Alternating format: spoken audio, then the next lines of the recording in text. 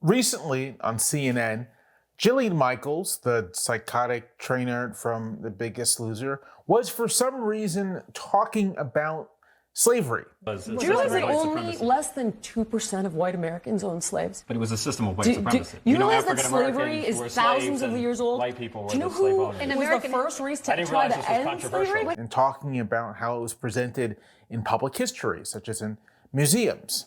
Now, there's a lot here to unpack. There's a lot here that's wrong. It's simply false, for example, to suggest that the Smithsonian Museum of African American History is somehow devoted to a narrative of misery. The entire structure of the museum is designed around the idea that Black Americans started from the bottom and now we're here. But what I find so much more troubling than those comments is Michaels' suggestion that slavery and slaveholding was some minor part of the American experience. As she put it, only 2% of Americans owned slaves in 1860. So I'm going to unpack that 2% number and attempt to put it in larger context, because that number, which itself isn't correct, greatly obscures the extent to which American chattel slavery was part of an integrated economic system, and that the American South wasn't simply a society with slaves, but as the historian Ira Berlin put it, was a slave society. Now back to that 2% number. The actual number from the 1860 census is about 1.4%, and you get that by dividing the total number of slave owners over the total number of people in the country, over the total number of Americans, and that gets you to about 1.4% of the population. Now, if you stop there, if you end there, and some of you coming to this video may have stopped there, may have ended there. If you stop there, then you may get the impression that slave owning was the concern of a very tiny minority of Americans. And if that's the view you come to, that slaveholding was the concern of a very tiny minority of Americans, then you might wonder, what's the big deal? You might wonder, for example, why we even fought a civil war. You might begin to think that the Civil War could not have possibly been over slavery, given how few people were actually slaveholders, or that the people who fought for the Confederacy couldn't have been invested in slavery as a system because of how few people were slaveholders. That number, that perspective on the number, in other words, creates the impression that slavery was ultimately a minor concern in the United States in the years leading up to the Civil War. Not something that would drive an entire population to a catastrophic, bloody, and fratricidal war. But that number, like I said, is misleading, and here's why. First, the denominator we're looking at is the entire country, inclusive of everyone. But we're not interested in the entire country when it comes to this question of slavery and slave owning. We're interested in the slaveholding regions of the country. And although by 1860 there were still a smattering of enslaved people north of the Mason-Dixon line, none of the states north of the Mason-Dixon line were slave states. None of them had positive law, we'll call it, that allowed for slavery. The vast amount, really the entire amount of slave owning in the United States from 1860 to 1840, you'd say the late antebellum period, is happening south of the Mason-Dixon line, in the states that would eventually become the Confederacy. Now, if you use the population of the southern states as your denominator, then the number of slave owners gets to something like 5%, which still doesn't seem like that many people. 5% of the population of slave owners relative to everything doesn't seem like a lot, although objectively speaking, that is quite troubling. But even that number is misleading, because we have to think about the overall social relationships of the antebellum United States. In this time, and especially in the South, the vast majority of people who legally owned property, who legally had title to property, were men. Now, of course, women managed slave property. Women also had slave property in their name, in their title, maybe attached to an estate. So we're not going to exclude women from the calculation here. But for the most part, formal legal ownership attached to men. So then we're looking at the population of men. But even that, if we were to get to that number, is misleading, because those men were heads of households. And so kind of the number we're actually looking for when it comes to thinking of the prevalence of slave owning in the antebellum South. And in 1860, which is his last census before the Civil War, the prevalence of slave owning, we should be looking at it by household, and helpfully the census tells us this. It tells us that depending on the state in the South, somewhere from 20% of households in the least slave-dense places like Arkansas to 50% of households in the most slave-dense places like Mississippi own slaves. 22% to 50% own slaves. And that's a very different picture than 1.4%, right? And for Mississippi, half of all white households own slaves. That's a huge number. That's more than the people you might encounter on the typical day who have a college degree in 2025. Overall, on average, in the states that would become the Confederacy, about 32% of all households owned slaves, which is almost exactly equal to the amount of Americans in 2025 who have college degrees. Not that uncommon, a college degree, and not that uncommon being in a household that owned slaves in 1860 in the South. But I'll go a little further and say that even that number is misleading. Because like I said in the beginning, slavery was part of an integrated economic system. Here, we're going to switch our analogy from a college education to a home. I'm recording this in my home. I am a homeowner. And so let's think about what it took, or what it takes for a home to exist in the modern world. Well, first, it has to be built. You have to have people to build the home, contractors, construction workers. Well, someone has to purchase the land, first of all, and then purchase the materials. You have the contractors, you have the construction workers. They go through and produce the thing. That's one part of the home building economy, simply the people buying the land, buying the raw materials, and constructing the thing. And of course, the raw materials have to be produced as well. So you have the other part of the home building economy, the home owning economy, that involves those companies engaged in making items used in home building, producing lumber, producing tools. All of that goes into it. Once the home is constructed, it has to be inspected, of course. And I neglected to mention that prior to ground even being broken on building a home, you have to get permits and such. So that here you have the layer of the government is part of this transaction now. And whoever is selling the home may begin to furnish it. They might put appliances in. So now we're thinking about the companies engaged in the production of appliances for homes. Stoves, washing machines, dishwashers, all that stuff. The home is sold to a buyer. I'm not the first buyer of this home. It's sold to a buyer, whoever that person is. They work with lawyers and people with the government to figure out the ownership situation. They buy items to furnish the home. They call an inspector in to inspect the home. They get insurance on the home. And of course, to even purchase the home, unless they are sitting on a large stack of cash, they probably had to get a mortgage. And that's because homes are also part of the financial market. Mortgages are part of the financial market. They're bought, sold, and traded on markets. We could go further with this, but the point is that simply owning a home engages you in a whole set of overlapping economic relationships. And the same was true of slavery. Even after the closing of the international trade in 1808, you still have slave trading.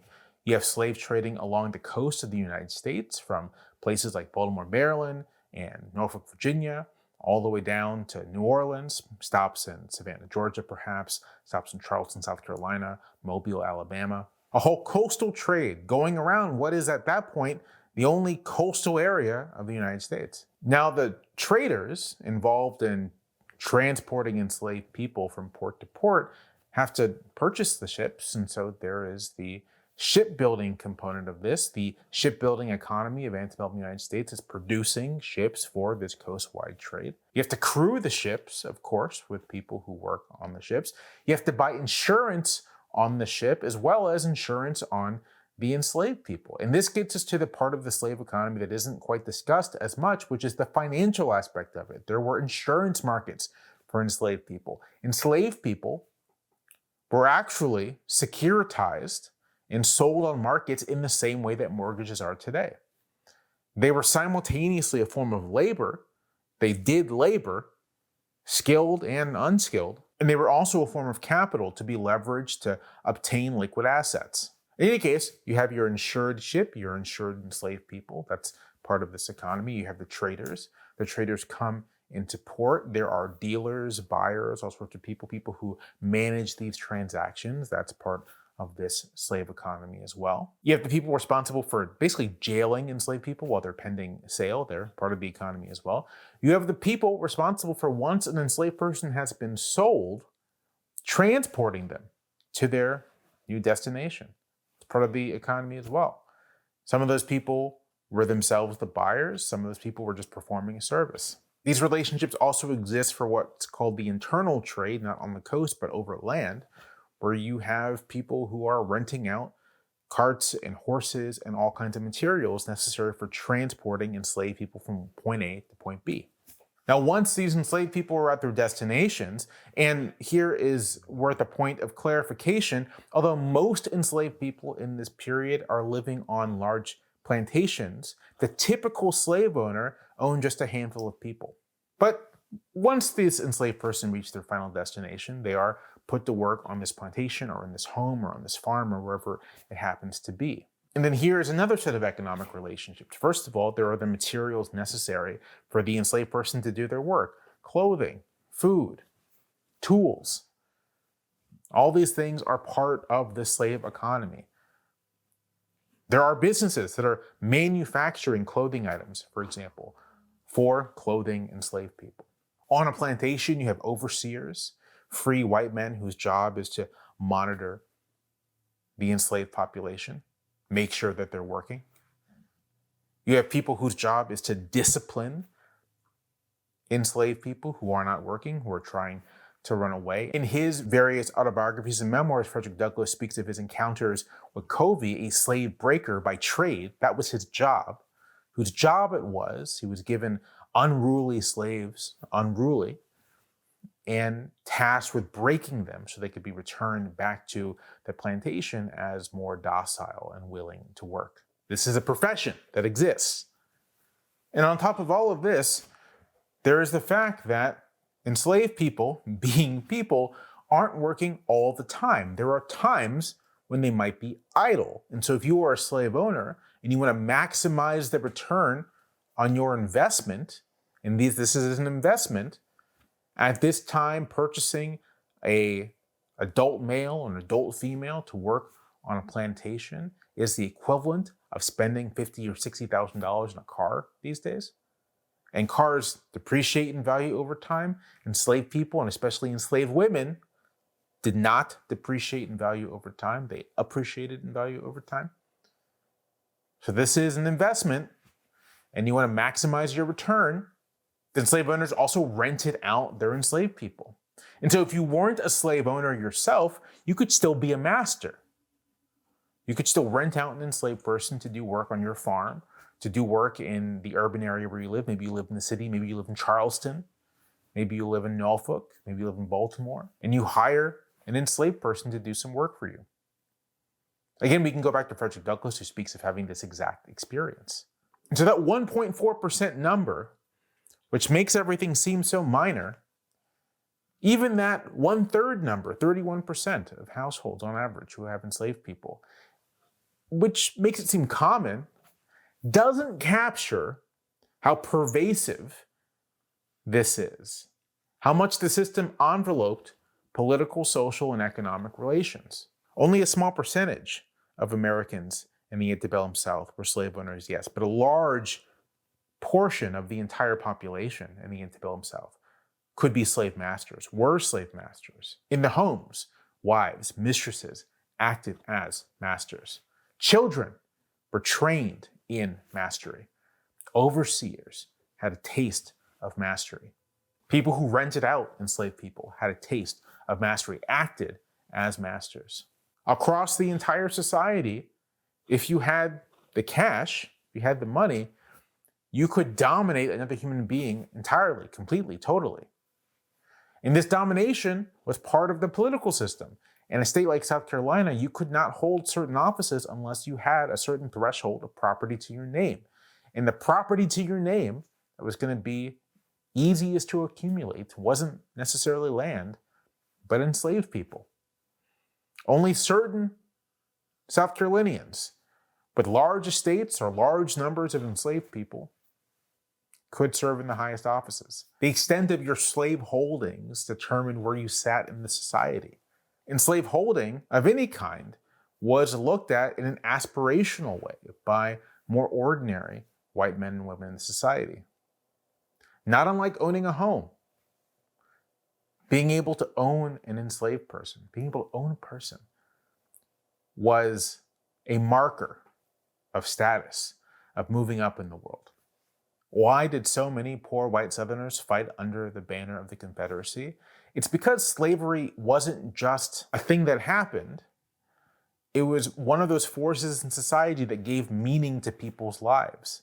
They aspired to being a slave owner. They aspired to that kind of mastery. Their definition of manhood was tied up in the kind of mastery that slavery provided to at least a certain class of white men. The reason some of the most prominent voices and theorists of slavery, you could say, like John C. Calhoun or George Fitzhugh, were enthusiastic proponents of the practice is because in their mind, they saw it as stabilizing, as something that provided a minimum floor for status in the society, that allowed for the kind of development of civilization that they hailed as grand and great and enviable to the rest of the world.